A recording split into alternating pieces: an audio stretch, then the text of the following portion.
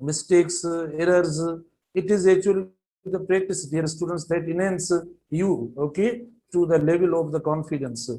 Sometimes I have noticed that the students cry and complain more, and they worry that now they would not be able to reach their success level. And it is when you have a little bit practice, okay. Teacher come, a teacher comes to tell, to discuss and to focus the structures or other, concepts of their respective subjects there. But these subjects can't be properly understood, properly, utilized, unless you have your personal practice. जब तक आप खुद की practice नहीं होगी, जब तक आप बेटा खुद यानी जो वो यानी ड्रिल नहीं करेंगे, तब तक देखो एक्सरसाइजेस नहीं करेंगे अपने तौर पर, तब तक ये चीजें जो वो आपकी ग्रिप में नहीं आएंगी। तो आप प्रैक्टिस करें, आप जो वो मतलब उस पर ज्यादा फोकस करें, तो आपको कॉन्फिडेंस होगा। और जो प्रैक्टिस करते हो, जो से मैंने आपको पहले भी बताया, टाइम कम होता है सुबह क्लास के अंदर, लेकिन गाइडलाइंस भी बहुत जरूरी होती है। देखिए आप जो वो बेटा यानी जो प्रैक्टिस करते हैं उसका टाइम भी जहन में रखिए कि हमने ये 10 सेंटेंस 15 सेंटेंस या जो चीजें हमने की हैं कितने टाइम में हमने कर लिया है। तो वो भी और ज्यादा मतलब जितना ये इंसान तेज और कॉन्फिडेंट होगा अटेम्प्ट में, और इतना ज्यादा जो वो रिलैक्स हो जाएंगे। तो ये चीजें सारी रखकर आप जो वो फौरन करते जाएं, और फिर जहन में रखिए कि किस टाइप के। तो हम एरिया वाइज जो वो प्रैक्टिस करवाते रहेंगे आपको, तो करें। अच्छा, तो आज हम स्टार्ट करते हैं। जो हमारा नया टेंस है बेटा वो है पास्ट प्रोग्रेसिव टेंस। कौन सा टेंस है? पास्ट प्रोग्रेसिव या पास्ट कंटिन्यूस टेंस जो हम स्टार्ट करेंगे, ठीक है। पास्ट प्रोग्रेसिव या पास्ट कंटिन्यूस टेंस को हम स्टार्ट करेंगे। अच्छा, पास्ट कंटिन्यूस या past progressive tense, past progressive या पास्ट कंटिन्यूस टेंस हम स्टार्ट करेंगे। बेटा देखो कौन सा टेंस स्टार्ट करेंगे? Past progressive tense. ये टेंस हम स्टार्ट करेंगे। देखो मतलब कुछ तो हमें बेसिक आना चाहिए, यानी बेसिक जो चीजें, काफी स्टूडेंट्स भी होते हैं जो बेसिक चीजों से वाकिफ नहीं होते। और फिर दूसरी बात है कि कई स्टूडेंट्स मैसेज करते हैं कि सर हमें ये चीज नहीं मिलती है। बेटा मैंने हर चीज पीडीएफ में मैं भेजता हूँ। वोकेब की जहां तक बात है, तो वोकेब की जो अल्फाज यानी दिए हुए हैं हमें, तकरीबन 200 से ऊपर वाले अल्फाज पहले, जो उन सब की मीनिंग पहले ही मैंने भेज दिए, ठीक है। तो आप देखें वो अल्फाज पढ़ें, और अभी आपकी टेस्ट के अंदर जो है वो अलग भेजें, वो वैसे भी मैं भेजता रहता हूँ। आप ग्रुप्स में से निकाल के अल्फाज रखें अपने पास। अच्छा, पास्ट प्रोग्रेसिव टेंस देखो, ये एक बेसिक इसका देखेंगे ये किस तरीके से स्ट्रक्चर जो उसकी बनती है, ठीक है। इसकी फॉर्मेशन या कंस्ट्रक्शन जो होती है सेंटेंस की, पास्ट कंटिन्यूस की, वो किस तरीके से बनती है। देखो सबसे पहले बेस होता है। बेस अगर आपने मतलब काबू कर लिया, ठीक है, जो जड़ जो रूट जो होता है जिसको हम कहते हैं, तो अगर वो मजबूत है तो फल खुद ब खुद मिल जाएगा। हम क्या करते हैं कि हमारा बेस या हमारा रूट जो है वो इतना मजबूत नहीं होता, और हम फल की तलाश में होते हैं, फ्रूट की तलाश में होते हैं कि कब हमें फ्रूट मिलेगा। बेस के बगैर, रूट के बगैर, जड़ के बगैर फ्रूट नहीं मिलेगा।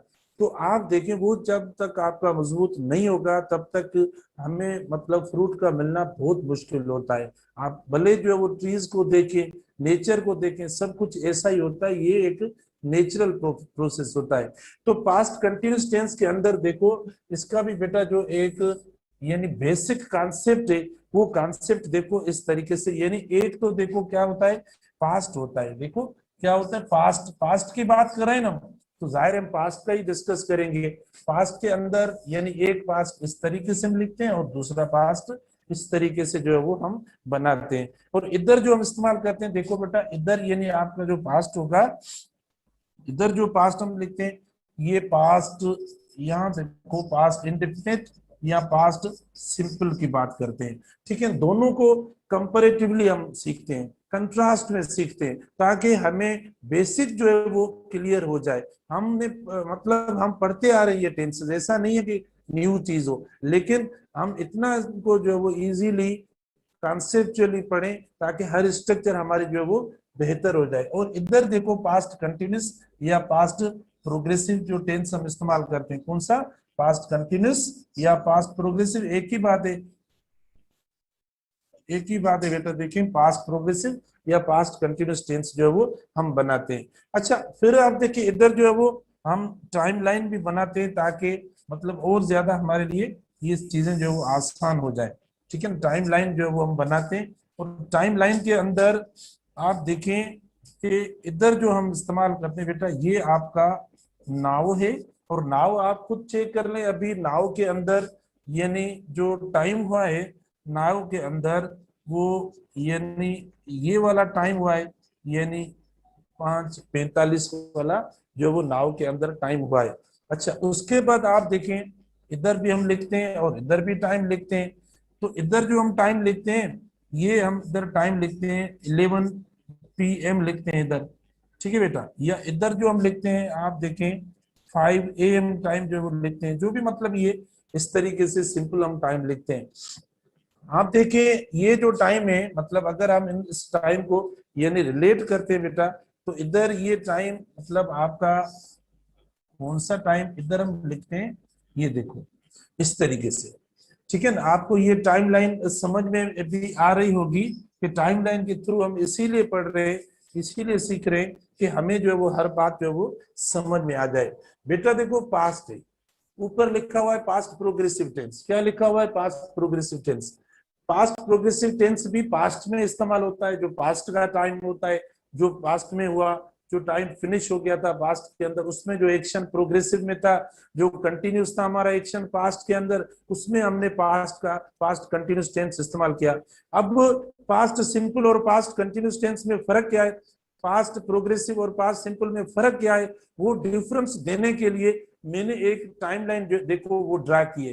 ये पीसी से मुराद पास्ट कंटिन्यूस है। ठीक है ना, तो ऊपर पास्ट सिंपल लिखा हुआ है और इधर देखो ये मतलब जो वो नाव, अब नाव से मुराद हम अभी की बात कर रहे हैं, यानी अभी 5:45 हुए या 5:50 हुए, जो भी हुए, मतलब अभी की बात हो रही है। तो अभी की जो बात हो रही है या at the moment of speaking में जो बात कर रहा हूं, आप प्रेजेंट कंटिन्यूस टेंस इस्तेमाल करेंगे। ठीक है, इधर आप इस टाइम पे जो भी एग्जांपल देंगे वो प्रेजेंट कंटिन्यूस टेंस होगा। लेकिन आप देखें इधर लिखा हुआ है पास्ट सिंपल और ऊपर क्या लिखा हुआ है, देखो ये मतलब आप देखें एट स्पेसिफिक मूवमेंट या स्पेसिफिक जो वो पॉइंट, ये जो दिया हुआ है ना, तो पास्ट सिंपल का आप देखें एट स्पेसिफिक, देखो बेटा एट स्पेसिफिक पॉइंट, एक देखो इधर हमने स्पेसिफिक मूवमेंट दे दिया।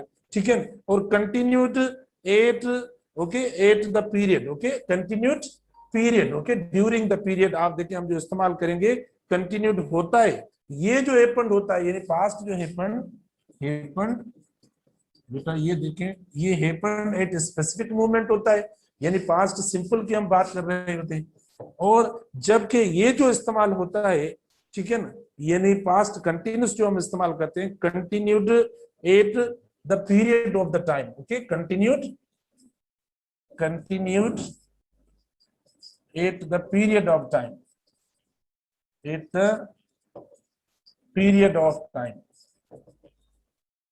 ठीक है बेटा, देखें तो एक हमने पास्ट लिखा, पास्ट में देखो दोनों आ जाते हैं, सिंपल पास्ट भी आ जाता है और पास्ट कंटिन्यूस भी आ जाता है, हमारे दोनों टेंसेस आ गए। अब पास्ट सिंपल किस तरीके से इस्तेमाल होता है और पास्ट कंटिन्यूस किस तरीके से इस्तेमाल होता है। देखो जो पास्ट सिंपल हम इस्तेमाल करते हैं वो कहता है happened at the specific point, जो स्पेसिफिक पॉइंट होता है उसके लिए हम क्या इस्तेमाल करते हैं, पास्ट सिंपल। अब आप देखो स्पेसिफिक पॉइंट कौन सा है, अब ये देखो स्पेसिफिक पॉइंट हुआ टाइम वाला, ये स्पेसिफिक टाइम हमने जो इधर टाइम लाइन में बनाया है बेटा, ये आपका स्पेसिफिक टाइम है। ठीक है, ये स्पेसिफिक टाइम है, इस टाइम पे आपका जो भी एक्शन होगा वो आपका क्या होगा, पास्ट यानी सिंपल का एक्शन होगा। फॉर एग्जाम्पल आप बोलेंगे कि भाई जो है वो आई स्लेप्ट या वी स्लेप्ट एट, देखो वी स्लेप्ट एट 11 PM, देखो ये स्पेसिफिक यानी पॉइंट है टाइम की। तो देखो स्पेसिफिक पॉइंट या स्पेसिफिक मूवमेंट जो होती है, तो उस जगह पर देखो हम क्या इस्तेमाल कर रहे हैं, वर्ब की सेकंड फॉर्म या पास्ट सिंपल टेंस इस्तेमाल कर रहे हैं। या इधर देखो आप इस्तेमाल करेंगे कि वी गॉट अप, देखो वी गॉट अप या वो कप, आप जो भी इस्तेमाल करें 8:05 AM। ठीक है, देखो हमने इधर ये इस्तेमाल कर दिया। कहने का मकसद देखो जो यानी पॉइंट ऑफ टाइम है, ये दोनों देखो 11 या 5, ये दोनों क्या है बेटा, ये पॉइंट ऑफ टाइम है। तो पॉइंट ऑफ टाइम पे जैसे मैंने कल भी आपको बताया कीवर्ड्स जो दिए, जैसे लास्ट डे दिया या कोई पॉइंट ऑफ टाइम वाला वर्ड होता है, तो देखो उस पे हम क्या इस्तेमाल करेंगे, यानी पास्ट सिंपल इस्तेमाल करेंगे। लेकिन अब देखो ये बीच वाला जो है, ये क्या है, मुद्दत हो गई बेटा। ये 5 या 11 के दरमियान देखो, ये सारी आपकी मुद्दत है। देखो ये आपकी ड्यूरेशन है, ये पीरियड ऑफ टाइम है, ये जो भी है जितना, ये सारा पीरियड ऑफ टाइम है। और इस दौरान आपने जो नींद की, मतलब जितने भी घंटे आपने नींद की, या बीच वाली जो, फॉर एग्जाम्पल तो आप इस्तेमाल करेंगे आई वॉज स्लीपिंग। ठीक है, I was sleeping from 11 PM to 5 AM। I was sleeping, मतलब मैं आपको एक एग्जाम्पल दे रहा हूं। तो देखो पास्ट कंटिन्यूस का ये एक यूज में बता रहा हूं, आपको जजमेंट या फैसला ना दो अभी तक। ठीक है, हम बेसिक पढ़ रहे हैं, बता रहे हैं आपको कि पास्ट कंटिन्यूस टेंस किस तरीके से इस्तेमाल होता है। तो बेटा मैं आपको एक बेसिक चीज दे रहा हूं। देखो अब इसके दरमियान आपने जो भी बोलना है, आप बोलेंगे क्या, आप पास्ट कंटिन्यूस में बोलेंगे, आप पास्ट प्रोग्रेसिव में बोलेंगे। ऊपर देखो क्या लिखा, पास्ट लिखा। क्यों लिखा, क्योंकि हम पास्ट की बात करते हैं, वो पास्ट कंटिन्यूस हो या पास्ट सिंपल हो, इसीलिए मैंने ये लिखा। ठीक है, फिर भाई पास्ट सिंपल और पास्ट कंटिन्यूस का थोड़ा मतलब हमें कंपैरिजन करना था।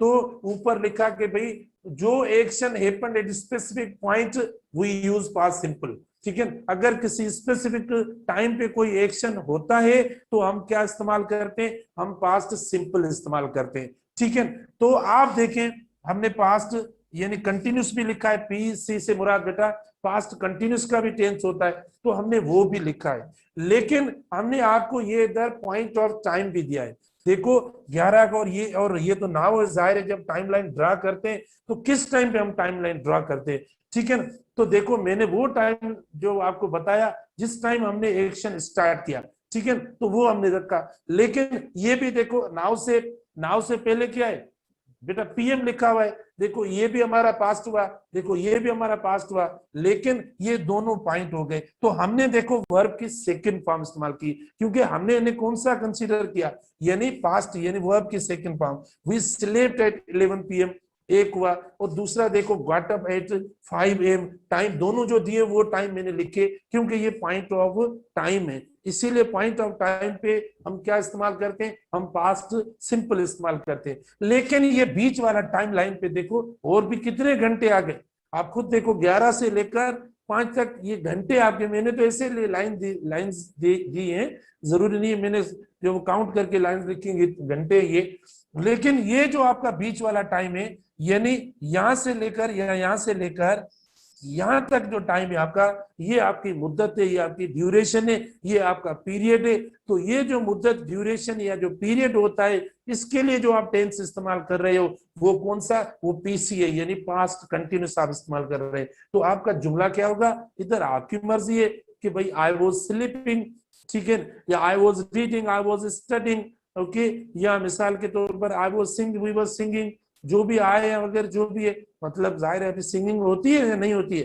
तो आप देखें ये इस तरीके से हमने टाइमलाइन पे समझाया आपको। यूजेस और भी मैं बताता हूँ, अलग भी बताता हूँ, लेकिन पहले हमें टाइमलाइन पे जो है वो ये चीजें समझनी चाहिए। अब आते हैं देखो इस तरफ, देखो पास्ट कंटिन्यूस से पास्ट को एक लिखा, फिर पास्ट को देखो कैटेगराइज किया, एक को सिंपल का नाम दिया और सेकंड को हमने कंटिन्यूस का नाम दिया, और फिर देखो हमने कैटेगराइज किया। तो continued eight the period of time, तो पीरियड ऑफ टाइम जो हमने लिखा उसमें जो कंटिन्यूस एक्शन होता है, तो बेटा वहां हम क्या इस्तेमाल करेंगे, वहां हम पास्ट कंटिन्यूस का एग्जाम्पल देंगे।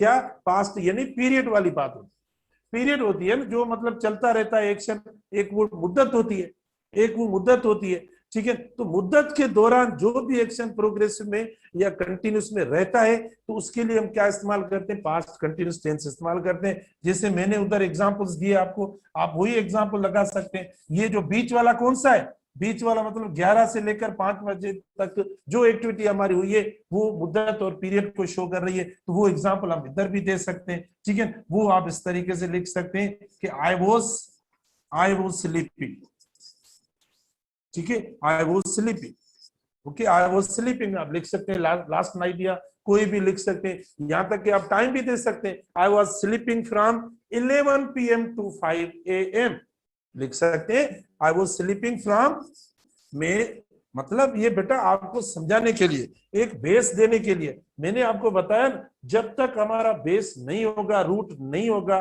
तब तक आपको फ्रूट नहीं मिलेगा।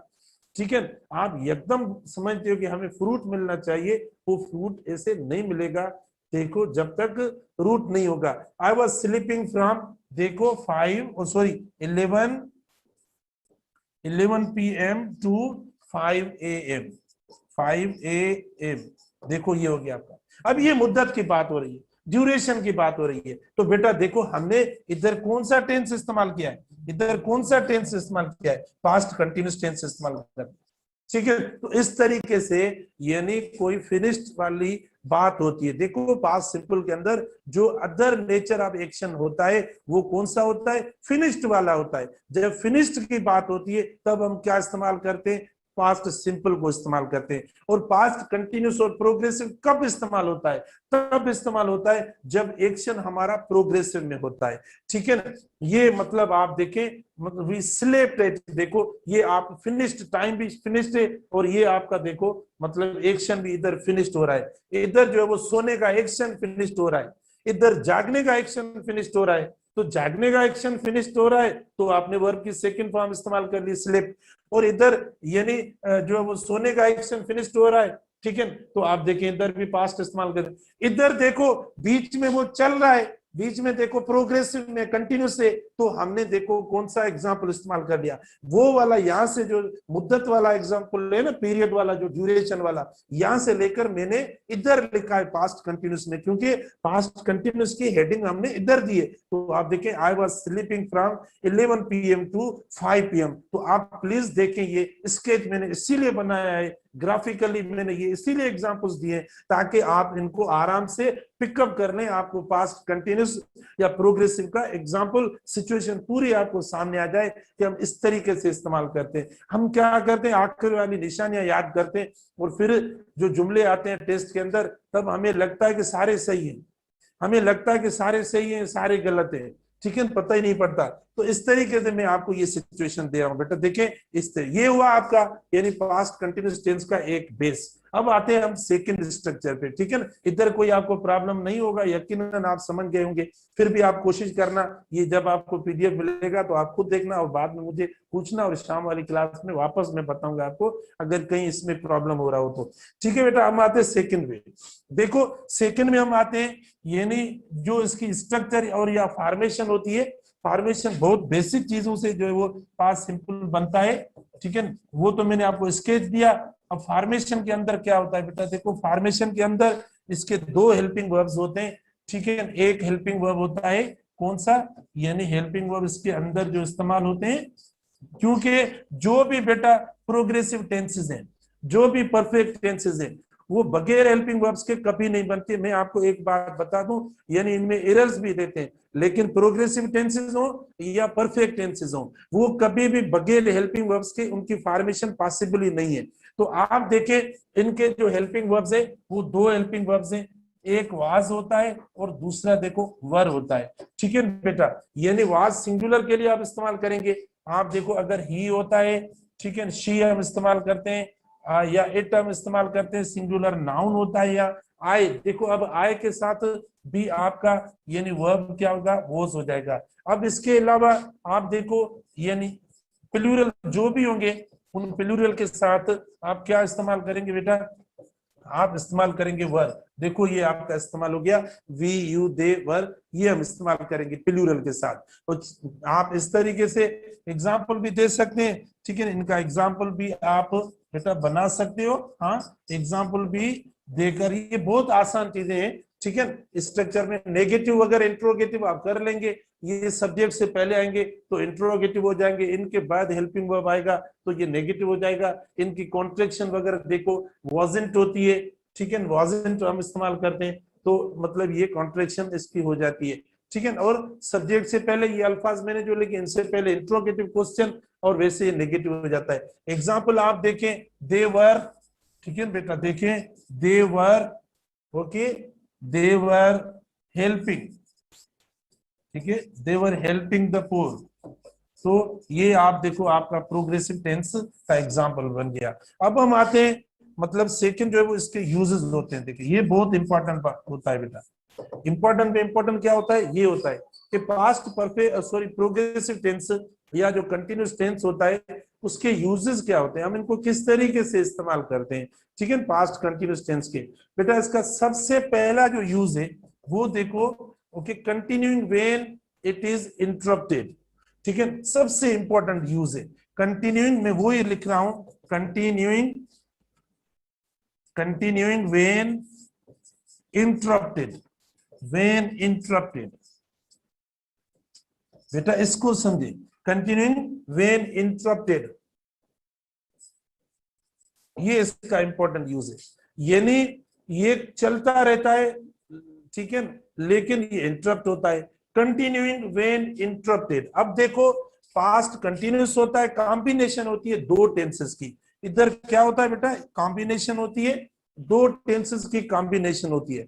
यानी एक होता है कौन सा टेंस, पास्ट सिंपल, और दूसरा होता है पास्ट कंटिन्यूस टेंस, ठीक है। ये दो टेंसेस जब इस्तेमाल होते हैं एक साथ, तो पास्ट कंटिन्यूस टेंस जो होता है वो चलता रहता है, लेकिन उसके एक्शन को जो इंटरप्ट करता है या उसके एक्शन को जो मतलब बीच में आकर डिस्टर्ब करता है, तो वो पास्ट सिंपल वाला एक्शन होता है। उसी सिचुएशन को हमने अल्फाजों में क्या लिखा है, कंटिन्यूइंग व्हेन इंटरप्टेड, ये इसका यूज होता है, ठीक है। यानी एक होता है फार्मर, बेटा देखो फार्मर होता है, यानी जो फार्मर होता है वो पास्ट कंटिन्यूस होता है, क्या, पास्ट कंटिन्यूस होता है ना, जिसमें पास्ट कंटिन्यूस टेंस हम इस्तेमाल करते हैं। इसको मैं एक्सप्लेन कर रहा हूं, ऊपर जो लिखा हुआ है कंटिन्यूइंग व्हेन इंटरप्टेड, तो फार्मर जो होता है, ठीक है, फार्मर जो होता है बेटा जो पहले से जारी होता है, फार्मर लिखें या इसको अर्लियर लिखें, ऐसा मतलब देखो जैसे भी आप समझे मैं आपको समझाऊंगा। ऐसे एक्शन, ऐसा एक्शन जो पहले से कंटिन्यू होता है, जारी होता है, उसको आप फार्मर भी कह सकते हैं या अर्लियर भी कह सकते हैं। और वो एक्शन जो आप जुमले में लिखेंगे ना, वो पास्ट कंटिन्यूस टेंस में लिखेंगे, आप किसी और टेंस के अंदर नहीं लिखेंगे, तो उसको हमने फार्मर का नाम दिया है और अर्लियर का नाम दिया है। और वो जिस टेंस में आप लिखेंगे वो आप पास्ट कंटिन्यूस टेंस में लिखेंगे, किसमें, पास्ट कंटिन्यूस टेंस में, ठीक है ना बेटा, पास्ट कंटिन्यूस में लिखेंगे। और उसके बाद सेकंड है हमारा लेटर, ठीक है ना बेटा, लेटर होता है, और जो लेटर आप लिखेंगे, ठीक है, लेटर वाला जो लिखेंगे वो पास्ट सिंपल होगा, वो किसमें लिखेंगे आप, पास्ट सिंपल में लिखेंगे। जो बाद वाला एक्शन होता है, जो आफ्टर वर्ड होता है, जो सेकंड होता है, और इंटरप्ट कौन सा एक्शन करता है, इंटरप्ट बेटा ये करता है पास्ट वाला एक्शन जो सेकंड होता है। देखो इस सिचुएशन को समझो, बहुत इंपॉर्टेंट है, इसको मुख्तलिफ नाम दिए गए हैं, मैं आपको बता रहा हूं। ये कॉम्बिनेशन ऑफ टेंसेस है, कॉम्बिनेशन का मतलब है दो, दो कौन से टेंसेस है जो कंबाइन होते हैं आपस में, एक होता है पास्ट कंटिन्यूस और दूसरा होता है पास्ट सिंपल। आप पूछेंगे सर ये किस तरीके से इस्तेमाल होते हैं, बेटा इनका जो यूज होता है वो इस तरीके से होता है, ऐसा एक्शन जो पहले से कंटिन्यू होता है, जारी होता है, चलता रहता है पास्ट के अंदर, तो आप इस्तेमाल करेंगे पास्ट कंटिन्यूस टेंस ऐसे एक्शन के लिए, जिसको हमने नाम दिया है फार्मर। फार्मर मतलब पहले से, ठीक है, पहले वाला, फर्स्ट वाला जो होता है, फर्स्ट जो होता है, अर्लियर जो होता है, उसके लिए आप इस्तेमाल करेंगे पास्ट कंटिन्यूस। और उसके बाद जो आकर इसके एक्शन के अंदर आकर कट लगाएगा, आकर बीच में जो वो हिंड्रेंस डालेगा, इंटरप्ट करेगा, तो वो जो टेंस होगा आपका वो लेटर होगा, सेकंड होगा, जिसको हम बोलेंगे क्या, पास्ट सिंपल टेंस बोलेंगे, ठीक है। एग्जाम्पल देखो, मैं आपको एग्जाम्पल देता हूं बेटा, एग्जाम्पल से और ज्यादा समझ जाएंगे आप, ठीक है ना, एग्जाम्पल से समझ जाएंगे, एमसीक्यू से समझ जाएंगे। अभी बेटा टाइम कम है, वरना मैं आपको प्रैक्टिस भी ज्यादा करवा लेता, शाम को इनकी प्रैक्टिस जैसे कल हमने की वो सेम हम जो इस्तेमाल करेंगे। अब आप देखो ऊपर वाले, देखो मैंने ये सिचुएशन दी है, सेकंड इसको मैंने एक्सप्लेन करके ये ऐसा लिखा है, अब और ज्यादा इसको सिंप्लीफाई करके आपको यानी मतलब एग्जांपल देता हूं, ठीक है। फॉर एग्जांपल आप देखें, जैसे आप देखें वेन, ओके, वेन शी, देखो बेटा, when she reached her home, देखो when she reached her home children were children were watching the TV,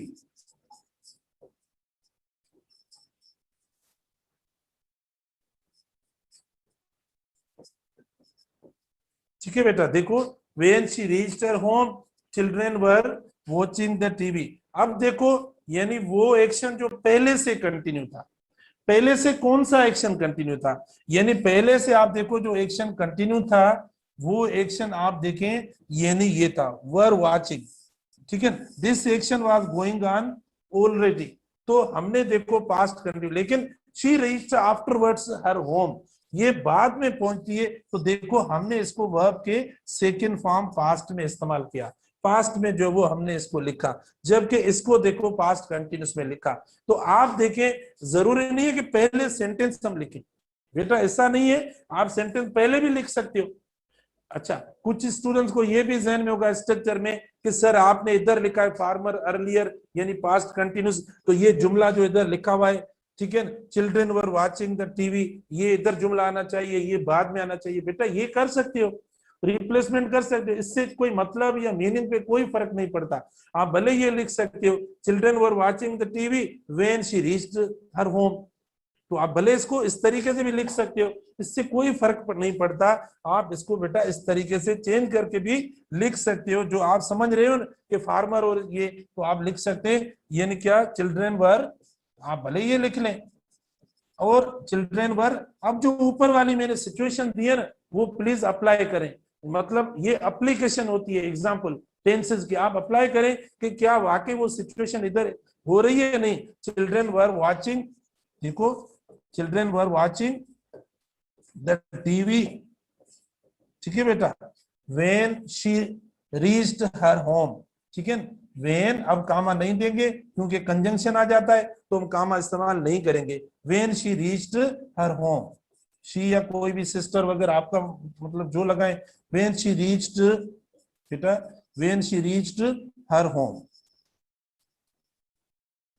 तो इनके बीच में जो एक्शन पहले से चल रहा था बेटा, जो एक्शन पहले से चल रहा था उनको यानी इंटरप्ट किसने किया, उस एक्शन को डिस्टर्ब किसने किया, ठीक है ना। आप देखें वर वाचिंग टीवी, जब वो देख रहे थे तो देखो ये आ गई, तो देखो ये बाद वाला एक्शन है, जो लेटर एक्शन है, इस एक्शन ने आकर इस एक्शन के बीच में यानी इंटरप्शन पैदा की। तो जो पहले एक्शन कंटिन्यू था, जो पहले एक्शन चल रहा था, देखो उस एक्शन को हमने पास्ट कंटिन्यूस टेंस में रखा है या लिखा है।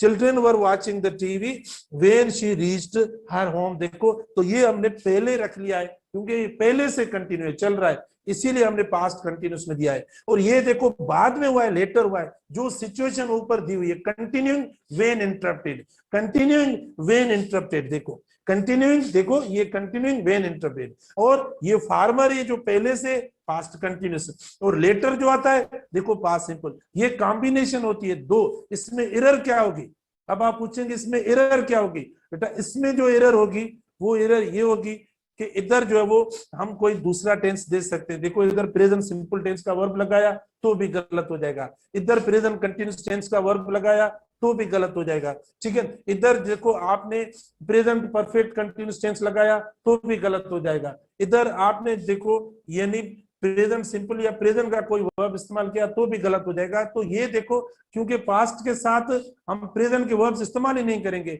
वो एरर्स हो जाएंगे, इसीलिए यानी हमें इस स्ट्रक्चर को ध्यान में रखना है। तो अब इतना ही, इंशाल्लाह मजीद जो है वो डिस्कस करेंगे शाम को, ठीक है। आप प्लीज जो है वो अटेंड करना क्लास जरूर। Thank you.